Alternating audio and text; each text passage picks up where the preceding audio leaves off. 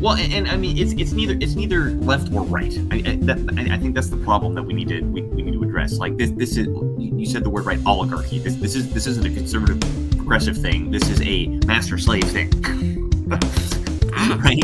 Where and I book I recommend. It's 47 million pages. It's like 1,300 pages. Written by E. Michael Jones. I've interviewed him a couple times. It's called I may have mentioned this last time.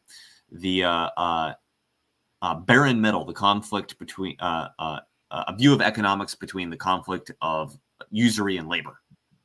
Okay. Right? And usury, I've heard that word a lot. What is that exactly? Charging interest on a loan. Okay, charging interest on a loan. Any amount of interest, period. Okay. Even if it's 1%, that's usury. Okay. So, in the Catholic tradition, usury was outlawed because basically I'm trying to remember how E. Michael Jones phrased it, but it's essentially you're not taking on enough risk for that money, and you're putting the person in a position where they can become a debt slave as a result, right? And then it was outlawed, and they got around it. In the medieval times, they got around it by either doing it in secret or bringing Jews in, right? Because the Jews had no problem with it because that was their tradition, and the Christians went, well, they're not Christians, so our rules don't apply.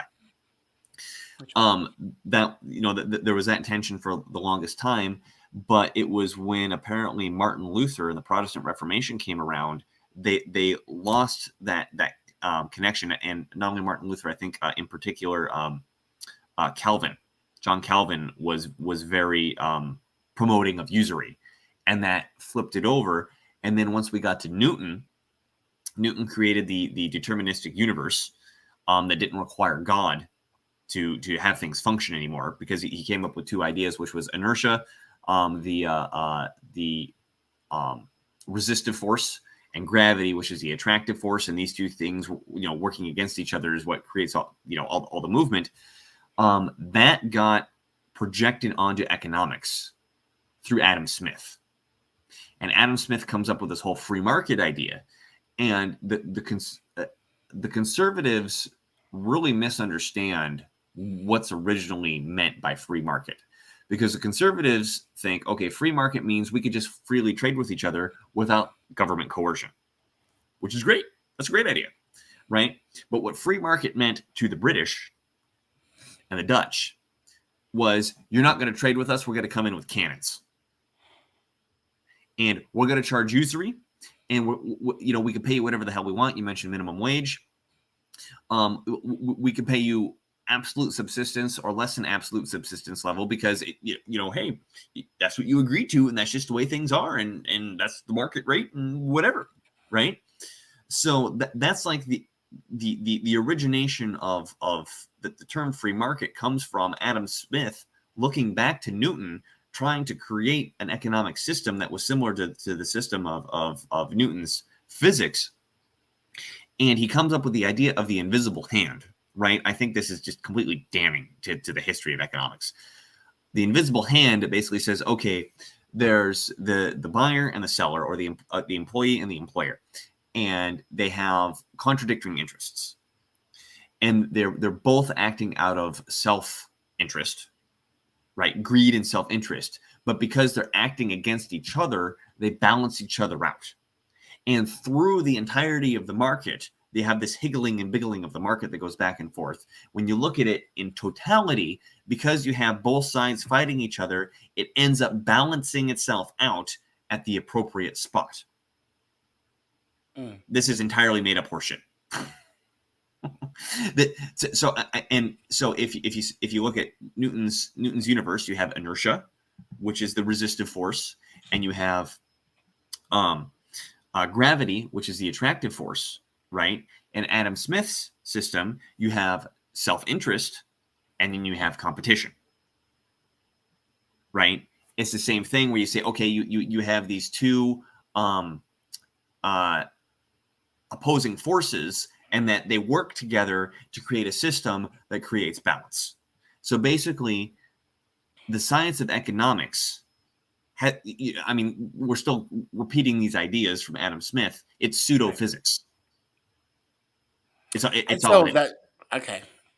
And so supply and demand are those two forces also, right? That are supposed to Well, be. well, how does supply and demand work is the explanation of the forces. And then I reading Overview. from Professor Werner, which is Yeah. what I was talking about on our show today. He like we didn't bring it up at the show today. I want to do another show where in this article he just rips apart the common economic understanding, which is based around the holy grail of the supply and demand curve, right? Which Great. is to say, okay, there's a certain supply and there's a certain demand, and then the price is going to automatically function to fit, wherever the two are. And he Right. said, and I'm doing this from memory, but he's like, I can think of 8 instantaneous problems with this. First of all, it assumes that everybody has perfect information, right? So we don't need consultants, we don't need lawyers, we don't need financial news, we don't need any of that because we all have perfect information. It also assumes that there's no transport costs or exchange fees, right? So there's no agents, there's no real estate agents, there's no brokers, none of these people because nobody's taking a cut in the middle. That's all gone. Everybody has infinite time, right? Because we all instantaneously have all the information that we need to make the perfect purchase all the time, and we're spending all day, every day, transacting with each other in order to make these perfect transactions. There's no such thing as children anymore because we're completely self-interested. We don't have time and we don't have an interest in taking care of the kids. So there's no such thing as children anymore. I mean, he just goes on and on and on just how we're goddamn ridiculous this idea is, like the fundamental premise of what modern economics is. I agree. And then he points out is that what you really need to look at is what side has the power when it comes between supply and demand. And he says whatever one is the shorter one has the power. So let's take a real estate market. If you have more buyers than sellers, sellers have the power. If you have more sellers than buyers, buyers have the power. That is much more determinant of the price than this magical equilibrium that's happening. And that's the big thing. The equilibrium as well. There's no such thing as equilibrium. It's horseshit. Well, like this idea. I thought that was a physics. I thought that was a physics theory as well. Equilibrium, isn't it? No, I'm talking physics maybe, right? And this is where we get the pseudophysics. Is there's a thing that physics doesn't have that economics does have, which is individuals making choices. There's no individuals making choices in physics, right? Right. If Correct. I drop the rock, I can say, well, there's the rock doesn't change its mind and go sideways halfway down, right? Humans do that, and humans are more emotional than they are rational. Correct. Right. Yeah. So the entire goddamn premise of physics, of economics is so turned on its head that we cannot have a rational conversation about it. So we started this over the, what is the free market, right? Again, the conservatives look at it and they say, look, I want to be able to exchange with people without the government coercing me. Great. That's not what they're talking about when they say free market. Like, free market means neoliberal style. Okay, we're going to shut down the industry there and ship it over to China and force China to trade with us so they can hire 4-year-olds, probably too young, 7 and 8-year-old girls to make these shoes for 3 cents an hour so they can, die by the time that they're 22 because they've been working. I mean, that's free market to them. That's correct. And that is the thing that they don't understand. That's really the thing they don't understand. I agree with you. Yeah, and so I think this is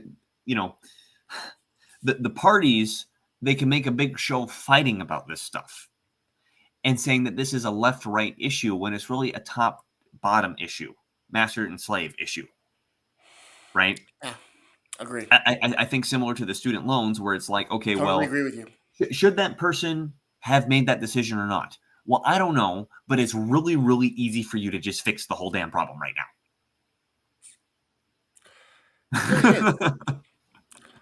Okay, so I mean, amazing.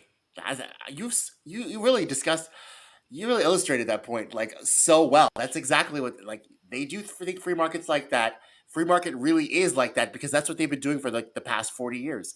That's what they've been doing. They've been outsourcing jobs to like that's the reason why they won't raise the minimum wage either. And you know what, Dylan? That's the reason why and we don't need a minimum wage. We need like you could forget the whole fucking minimum wage if you just had a federal transition job. a federal transition job. What do you mean by Yeah, that? well, I mean, the leftist MMTers like to refer to this as a federal job guarantee because they've missed the point. So, okay, what is the most fundamental unit of the economy? What gives the economy value? The dollar? No. Not the way that we keep track of it. Like, Okay. I'm not talking about money and finances and stuff. I'm talking about goods and services, us interacting with each other as a society. What's the fundamental thing that gives the economy value? Labor? Well, Yes. what? Yeah, okay. It's labor, right? Yeah. Yeah. So if labor is the fundamental thing that gives economy value, and in order for the economy to function correctly, labor has to earn enough money to purchase the things that the economy is creating. Correct. Right. And E. Michael Jones's book, he points this out over and over again in the history of economics, is nobody's learning this lesson. Like they try to and Venice was a bit Florence was a great example of this in like the 1500s Machiavelli time, where he said they had this incredible wool industry, but they couldn't figure out that they had to pay their own wool workers enough to buy the fucking products. They just couldn't. They just couldn't figure that out. So, if you said, okay, let's, instead of saying, well, we need a gold standard or we need this standard, let's have a labor standard, and let's say labor in the United States or in Washington, or if it's a state level decision or whatever, is worth $15 an hour, whatever, right? And the government says, okay, we will create a system where no matter what, you can come here and get a job for $15 an hour. Period. Doesn't matter what else is going on in the economy. And I mean, this could be public works projects or keep streets sweeping. Whatever the locality needs or the whatever level of government needs for that task, right? Okay. And because the federal government has infinite money creation power, there's no burden to the government to create this money. And I'm answering why we don't need a minimum wage, if the government is offering $15 an hour for a guaranteed slot, well, sure, business down the street, you can offer 12, but no one's going to work for you. So that's almost like right? a price floor, economic price floor. Exactly. It sets a price floor.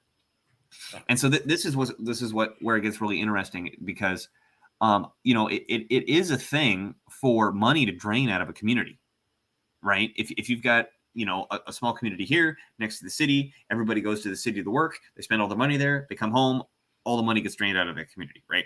For a dorky example. So if the money gets drained out of the community, people can't buy enough stuff, then what that means is, if we take a restaurant, for example, let's say they have a productive capacity that they can do $5,000 a day if they're full and going to town, right? But as the money drains out, no one can get in there, and now they're down to $3,000 a day, they're $2,000 a day, $1,000 a day. At some point, they're like, we can't open shop because increasing prices isn't the issue. We don't have enough people walking into the door. Correct. Right. If you have a federal transition job, so let's say that restaurant goes out of business and liquidates the people working there. They no longer have jobs. They turn around and they go to the federal transition job, and the federal transition job says, well, we hire anybody at any time. When they pay, that's money getting created out of nothing. That money then goes into the system, and they can spend it, for example, at the restaurant. And then that restaurant can start getting customers. And then the restaurant can say, okay, now that we are closer to capacity, we need more people to work. Hey, I'll pay you $17 to come out of there and come over here. Right? That also stops the money creation that guy was doing by working there. And so if we want to talk about an automatic stabilizer, is that if the place runs out of money, boom, the federal job federal transition job kicks in, creates more money that gets the private sector more business that they can say, oh, we can hire the people out of the federal transition job, and boom. Okay, the money creation stopped. We've got enough. Right? So, this is the MMT formula. right. Now, the leftists get it confused, and they think that the federal transition job is a permanent form of employment. Okay. Say, oh, we could just hire everybody now, and everybody can have a job. No, that's not the point of it. The point of it is to get people employed and back into the private sector, because that's how the money system works. I think you persuaded me on that. Actually. You're really good at explaining things. Thank you. Yeah, I really like hearing you talk, because it really just creates a picture. It paints a picture of exactly, that's exactly right. I mean, that's exactly pulling yourself up by your bootstraps. Well, and then again, okay, let's go back to the left-right thing. Yeah. This isn't I'm not making a left or right argument. I'm identifying how the motherfucking monetary system works. Yeah. It works like that. Did I say something about right or left? No, you didn't. But people, because if I say, well, I support a federal transition job, everyone's going to think I'm communist, right? What I'm saying, this is a non-left-right issue. This is identifying how the system works. A left-right issue would be, hey, we think we should make this a permanent institution in order to permanently employ people in the government. That would be a left interpretation. A right interpretation would say, no, this is just restabilize in order to fix a community to get these people back into the private sector. That's a left-right argument, right? The fact that it should be there is just recognizing how the system works. I agree. Yeah. Interesting. Well, and then here, let's make this argument here. Here's for the libertarians. which is to say, okay, all government's bad. Okay. And the libertarians who aren't specifically anarchists, the minarchists, say, okay, we only want government for the small number of things, which is basically to protect rights and promote security, basic, courts and contract enforcement and stuff like that. So, and they say we only support negative rights. A negative right being something where I don't need anybody to do anything for me to keep that right. In order for me to have freedom of speech, nobody has to do a goddamn thing, right? And then they say, okay, a positive right would be something like the right to healthcare. In order for me to have the right to healthcare, somebody else has to do something for me. That's the difference between a positive and negative right. So they would make the argument the federal transition job, right to work, is a positive right, and therefore is not valid. Who would make this argument? Libertarian. Okay. Yeah. Now, the counter argument that the wise MMTer has, which would be me, is yes, but government creates the problem of unemployment by demanding a tax. Right? If we're in a state of nature in the Enlightenment era thinking, right, and there is no government and we're just savages that subsist on throwing rocks at rabbits and eating them all day, right?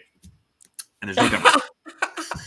And then the government comes along and then says, okay, you now owe us tax money in this arbitrary token that we just made up. You and I are now unemployed. Right? Okay. To be unemployed is to not be working in something that pays you in the unit of account. The unit of account is the tax token. Right? The tax token. So government creates the problem of unemployment by demanding the tax. Therefore, they have the duty to give you access to the token in order to pay that tax. Analogous to, I'm pretty sure it's the Fourth Amendment, which is to say the government can throw you in jail. Therefore, it has a duty to give you a speedy trial and to give you legal representation if you can't afford it.